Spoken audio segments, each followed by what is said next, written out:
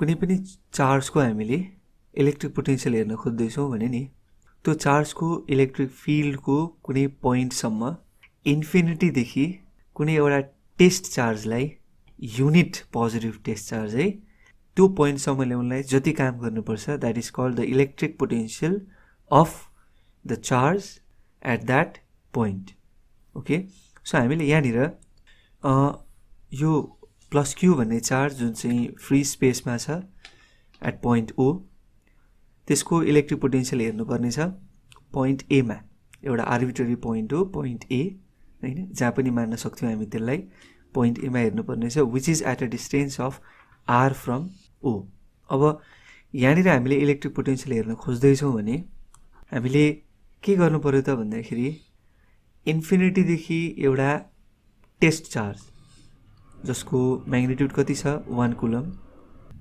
यसलाई 1 कुलमै मान्नुपर्छ भन्ने त जरुरी त छैन त्यही पनि फर सिम्प्लिसिटी कति छ 1 कुलम चार्ज त्यसलाई यहाँसम्म ल्याउनका लागि कति काम गर्नु पर्यो that is electric potential at that point ए ओके र हामीले के जानेका छौँ भन्दाखेरि इलेक्ट्रोस्ट्याटिक फोर्स भनेको चाहिँ कस्तो खालको फोर्स हो भने यो कन्जर्भेटिभ फोर्स हो कन्जर्भेटिभ फोर्स र नन कन्जर्भेटिभ फोर्सको बारेमा अलिकति केही दुविधा छ भने मैले त्यसको लागि सेपरेट भिडियो पनि बनाएकै छु त्यहाँ गएर तपाईहरुले हेर्न सक्नुहुनेछ अब यो कन्जर्भेटिभ फोर्समा गरिएको जुन वर्क डन छ नि त्यो चाहिँ इन्डिपेन्डेन्ट अफ पाथ हुन्छ कुन पाथमा काम गरिदैछ त्यसमा डिपेन्ड गर्दैन सो यो 1 कुलम चार्जलाई चाहिँ हामीले जुन बाटो ल्याए पनि यसरी सपोज यतातिर ल्याए पनि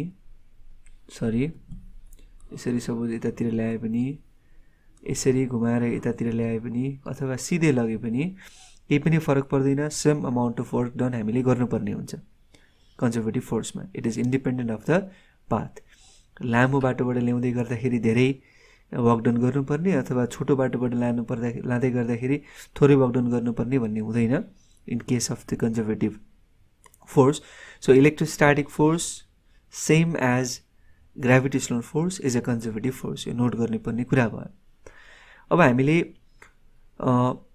टेस्ट चार्जलाई यो इलेक्ट्रोस्ट्याटिक फोर्सको अगेन्स्टमा हिँडाउनु पर्यो काम गर्नु पर्यो हामी एक्सटर्नल एजेन्ट हो हामीले टेस्ट चार्जलाई त्यो यसले प्रड्युस गर्ने जुन इलेक्ट्रिक फिल्ड छ त्यो इलेक्ट्रिक फिल्डलाई अपोज गर्ने गरी हैन त भनेको इलेक्ट्रिक फिल्डको कारणले गर्दाखेरि यो प्लस क्यू नटलाई यानी कि +1 कुलम चार्जलाई अपोज गरिरहेछ प्लस क्यूले तर त्यसको अगेन्स्टमा काम गर्नु परेको छ र कस्तो खालको काम हुनु पर्यो त भन्दाखेरि हामीले लगाउने फोर्सले कुनै पनि एक्सेलरेसन प्रड्युस नगरोस् ओके सो डेफिनेसन अब पढौं electric potential at a point in an electric field is the total amount of work done per unit positive test charge in moving the test charge from infinity to that point against the electrostatic force without any acceleration यानी कि हामीले लगाउने force र यो plus Q ले लगाउने force plus Q not मा अथवा 1 कुलममा के होस् एक्ज्याक्टली इक्वल होस् सो दैट एक्सेलरेसन के हुने भयो त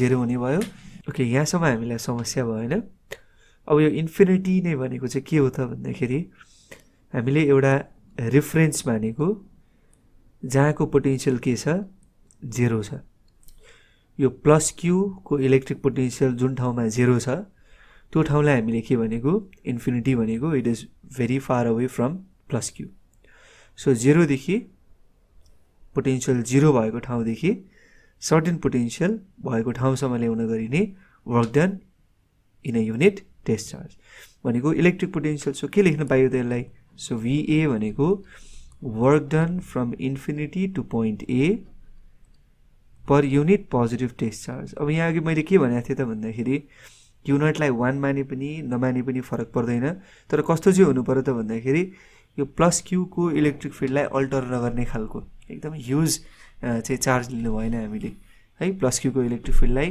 प्लस क्यू को चार्ज डिस्ट्रिब्युसनलाई अल्टर नगर्ने खालको चार्ज लिनुपर्छ अब त्यही भएर यो +1 नै हुनुपर्छ जरुरी छैन अब हैन +1 नै लिएर गर्ने गरेको छ भने ठिकै छ आखिर आउने त त्यही नै हो +1 कै लागि आउने हो कसरी आयो किनभने वर्क डन पर युनिट भनेपछि त यहाँनिर वर्क डनलाई क्यू नटले डिवाइड गरेपछि त एउटा 1 युनिट चार्जलाई कति भन्ने कुरा त आयो नि हैन ओके सो त्यसो भए क्यू नटलाई 1 लिएका छौँ हामीले, फर सपोज गरौँ ल 1 नै लियौँ हामीले भनेपछि work done from infinity to point A भनेर निकाल्नु पर्यो।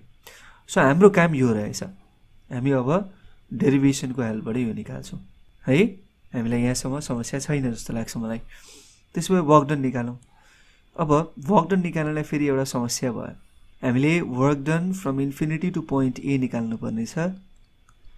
सजिलो कुरा भएको भए सपोज यतातिर एउटा पोइन्ट ए छ, यतातिर अर्को पोइन्ट बी छ, पोइन्ट ए देखि पोइन्ट बी सम्म कुनै बडीलाई लग्नु पर्नेछ, एउटा फोर्स लागिरहेछ 5 न्युटन, यिनीहरू बीचको डिस्प्लेसमेन्ट छ 5 मिटर, यानी कि distance between this two points 5 metre भने सजिलैसँगले वर्क डन 5 × 5 गरेर 25 जुल आयो।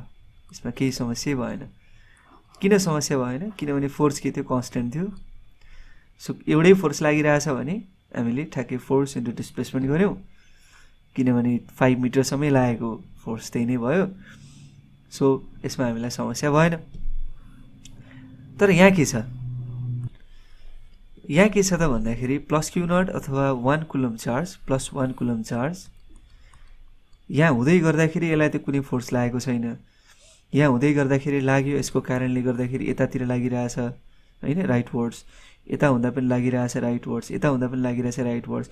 तर जति डिस्टेन्स घट्दै गयो क्यूसँग त्यति नै धेरै यसमा फोर्स लाग्दै गयो, किनभने हामीलाई के थाहा छ? फोर्स जुन कुलम फोर्स छ that is inversely proportional to r square. So r घट्दै गयो भने एफ बढ्दै गयो। सो फोर्स त भेरिएबल रहेछ। फोर्स कस्तो रहेछ? भेरिएबल। सो कन्स्ट्यान्ट फोर्स छैन है। सो यो अवस्थामा हामीले गर्नुपर्ने हुन्छ इन्टिग्रेसन। हामीले के गर्ने त भन्दाखेरि अब इन्फिनिटीदेखि एसम्म ले पुर्याउँदाखेरि हामीले यो पाथ हिँडायौँ, सपोज सहजीकरणको लागि यो पाथ हिँडायौँ। यो पाथलाई हामी इन्फाइनाइटवटा डिस्प्लेसमेन्टको टुक्रामा बाँडौँ, इन्फाइनाइटवटा, र एउटा टुक्रालाई हामी कति बनाउँ त? एउटा टुक्रालाई dx डिस्प्लेसमेन्ट बनाउँ। तर त्यसको लागि त पहिला x थाहा हुनु पर्यो हामीलाई हैन। त्यसलाई डिफाइन गर्नलाई सुरुमा x लाई डिफाइन गर्नु पर्यो। मैले हतार गरेर सुरुमा त्यसलाई डिफाइन गरिहालेछु। सो ल सपोज यो x भन्ने ठाउँ n भन्ने पोइन्ट अथवा q भन्ने पोइन्ट, जे भनौँ यसलाई q भन्ने पोइन्ट है। यहाँनिरसम्म हामीले यता इन्फाइनाइट एउटा टुक्रा मध्येको एउटा टुक्रा dx हो भनेर भन्यौँ हामीले। डिस्प्लेसमेन्टका इन्फाइनाइट एउटा टुक्रा मध्ये एउटा टुक्रा कति हो? dx हो। र यही टुक्रामा हिँड्दै गरेको प्लस 1 कुलम चार्जै त हो नि हैन, हामीलाई त्यो समस्या भएन। सो प्लस 1 कुलम चार्ज यहाँ छ, त्यस पछाडि डिस्प्लेस गरे, स्मल डिस्प्लेसमेन्ट गरेर कहाँसम्म ल्यायो? यहाँसम्म ल्यायो। यो पोइन्टलाई के भनौँ? p भनौँ। अब यतिखेर लागेको फोर्स हेरौँ न। यो q भन्ने पोइन्टमा प्लस 1 हुँदाखेरि प्लस q ले लगाउने फोर्स यतातिर छ, र हामीले इक्वली फोर्स एक्सेलरेसन प्रड्युस गर्नु मिल्दैन विदाउट प्रड्युसिङ एक्सेलरेसन। भनेपछि हामीले लगाउने इक्वल फोर्स कतातिर छ? यतातिर छ। हामीले लगाएको फोर्स पनि कति नै हो? f नै हो। र डिस्प्लेसमेन्ट पनि कतातिर छ? हामीले लगाएकै फोर्सको डिरेक्सनमा। सो q देखि p तिर हामीले लगाएको फोर्स, डिस्प्लेसमेन्ट पनि q देखि p तिर। तर x हामीले लिएको छौँ कतातिर? o देखि q तिर। सो o देखि q तिर हामीले x लिएको छौँ, q देखि p तिर dx भयो। Change in x। So dx यतातिर, त्यसलाई नोट गरिरहनु होला। अब यो सानो डिस्प्लेसमेन्टमा कति काम गरियो त भन्ने कुरा त सजिलै तरिकाले आउँछ। स्मल डिस्प्लेसमेन्टमा गरिएको काम फोर्स टाइम्स डिस्प्लेसमेन्ट है। तर यो डिस्प्लेसमेन्ट के छ त भन्दाखेरि हाम्रो यहाँनिर x यतातिर, तर dx यतातिर। भनेपछि dx भनेको हामीले लिएको x को अपोजिट डिरेक्सनमा छ। भनेपछि यहाँनिर के गरिदिने? Minus f minus dx। अथवा यसलाई टेक्स्टबुकमा लेख्दै गर्दा तपाईँले कसरी पनि पाउनुभएको होला भन्दाखेरि work done against electric field छ, त्यही भएर यहाँनिर के हुन्छ? माइनस। अथवा तपाईँले कसरी पनि पाउनुभएको भन्दाखेरि वर्क डन भनेको fs cos थीटा हो, fs cos थीटा हो। सो इलेक्ट्रिक फिल्डको कारणले गर्दा फोर्स उता लागेको छ, तर चार्जको डिस्प्लेसमेन्ट यतातिर भइरहेछ। दुईटा बीचको एंगल कति भयो? 180 डिग्री। cos 180 भनेको -1 हो। So minus f dx। So तपाईले जसरी इन्टरप्रेट गर्नुहुन्छ योर चोइस है, केही पनि फरक परेन। तर यहाँ माइनस हुन्छ भन्ने कुराको जानकारी लेख्नु पर्यो। चाहे work is done against the electric field भन्नुहोस्, अथवा force and displacement are in opposite direction भन्नुहोस्, force due to electric field and displacement are in opposite direction भन्नुहोस्, अथवा हामीले लिएको फोर्सको डिरेक्सन हामी यहाँ हेर्दैछौँ किनभने मैले फोर्स लगाइरहेको छु यतातिर। सो फोर्स यतातिर, डिस्प्लेसमेन्ट पनि यतैतिर, तर एक्स यो डिरेक्सनमा ल्याएको छौँ हामीले ऊदेखि क्यूतिर, डिएक्स यतातिर छ, so it should be negative भन्ने हिसाबले। So it is always convention, यसमा त्यस्तो ठुलो इस्यु गर्नु परेन। सो फोर्स यो र यो बिचको फोर्स क्यू नट, तर क्यू नटलाई 1 कुलम लियो त्यही भएर केही लेख्नु परेन, by 4 pi epsilon naught x square, किन एक्स टाढा, अनि डिएक्स यतातिर माइनस।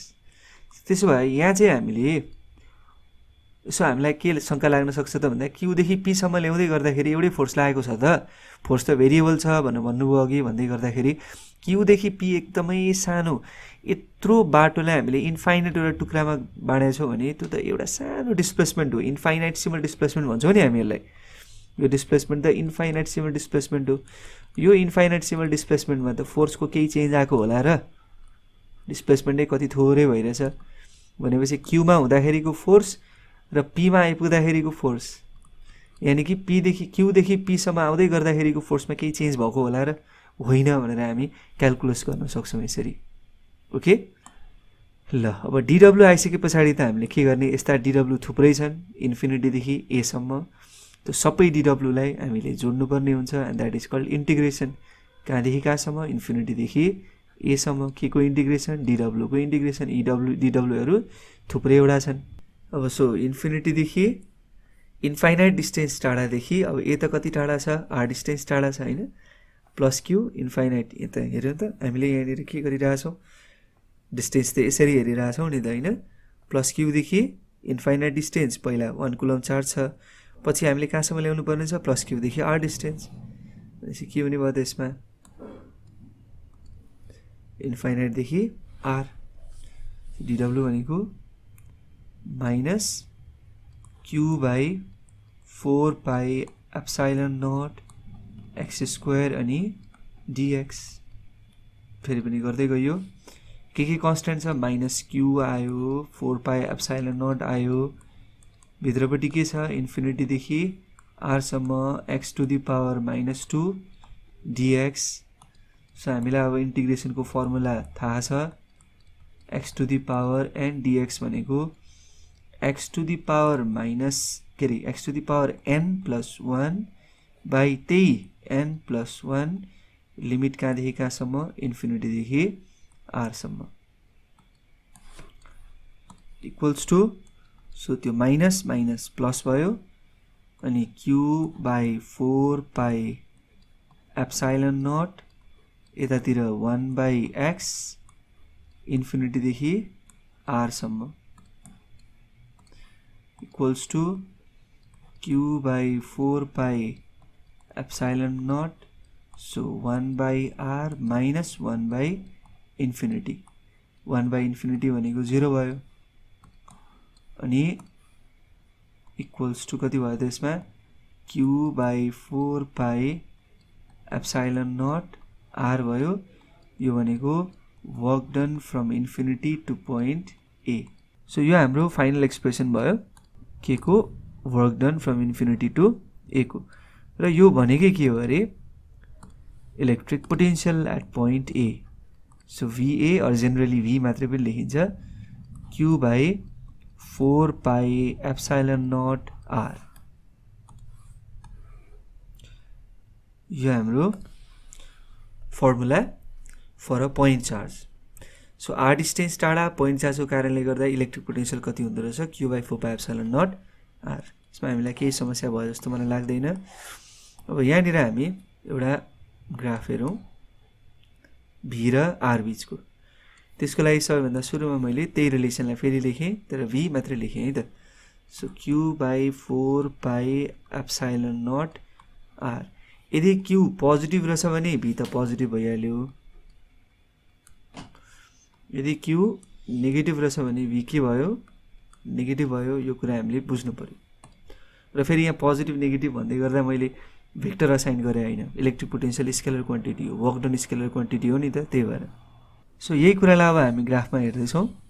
अब आर बढ्दै जाँदाखेरिको अवस्थामा भी घट्दै जाँदो रहेछ फर पोजिटिभ चार्ज, आर बढ्दै जाँदाखेरिको अवस्थामा भी बढ्दै जाँदो रहेछ for negative charge.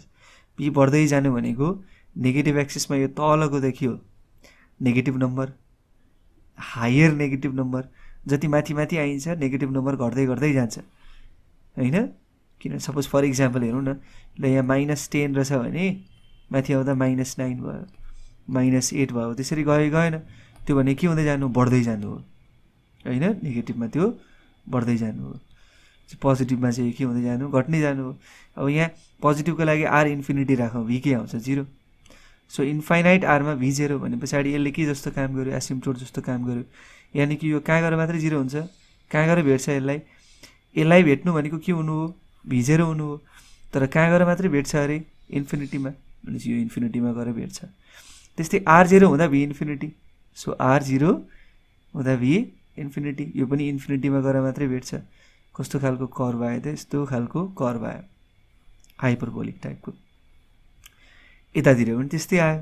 So relation यही हो, हामी प्लट गर्न सक्छौँ, भ्यालु राखेर पनि प्लट गर्दाखेरि हुन्छ। तर इक्जामिनेसनको लागि हामीले यो याद चाहिँ गर्नुपर्छ। ओके, ल यो सबैभन्दा म्याक्सिमम भ्याल्यु, सबैभन्दा मिनिमम भ्याल्यु, नेगेटिभको लागि मिनिमम, पोजिटिभको लागि यो म्याक्सिमम भयो। ओके, सो यति नै थियो हाम्रो इलेक्ट्रिक पोटेन्सियलको डेरिभेसन। अब यसमा हामीलाई थप कुरा सोध्न सक्ने भनेको एउटा इलेक्ट्रिक पोटेन्सियलमै त होइन, अर्को इलेक्ट्रिक पोटेन्सियल एनर्जी भनेर सोध्न सकिन्छ। इलेक्ट्रिक पोटेन्सियल एनर्जी सोधेको बेलामा चाहिँ हामीले यो Q0लाई 1 कुलम लिँदैनौँ, Q0 be any test charge भनेर भन्छौँ, अथवा Q0 बी एनी चार्ज भनेर भन्छौँ है। त्यसको बारेमा हामी अर्को भिडियोमा डिस्कस गरौँला। Till then, have a good time and keep loving physics. Thank you.